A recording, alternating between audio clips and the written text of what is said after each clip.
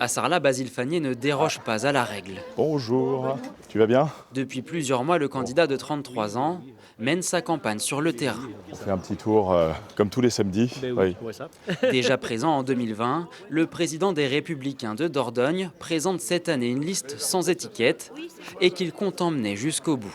La liste que je présenterai au premier tour sera la même au second tour. Et de notre côté, on ne fera aucune alliance. Au cœur de leurs préoccupations, la volonté de donner à Sarlat une attractivité autre que par le tourisme. On a envie de s'engager pour faire vivre notre ville toute l'année. Et pour nous, ça passe par quelques priorités. C'est d'abord la santé. On veut développer notre hôpital, attirer des professionnels de santé, attirer des spécialistes, faire en sorte que demain, la maternité puisse de nouveau faire des accouchements. C'est aussi le logement, c'est aussi l'emploi à l'année.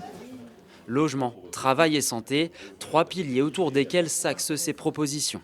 Peut-être développer une crèche hospitalière, ce serait bien. Ça Des améliorations évoquées ce jour-là aux côtés des principaux concernés, invités à échanger. C'est Basile Fannier, du coup, avec son équipe, qui nous ont proposé d'assister à cette réunion-là, étant donné que nous sommes des professionnels de la santé. C'est très important pour notre ville et puis pour nous, pour notre travail en fait. Bonjour Serge.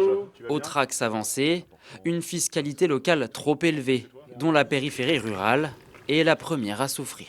Il y a des impôts qui sont très chers et tout le monde n'a pas le droit au même service et on a envie d'avoir une action forte pour la ruralité. Il y aura dans mon équipe un élu qui sera en charge de la ruralité et qui s'assurera qu'aucun quartier ne soit oublié, qui s'assurera que l'entretien des routes, que les investissements déployés sur les routes sera le même dans chacun des quartiers de notre commune.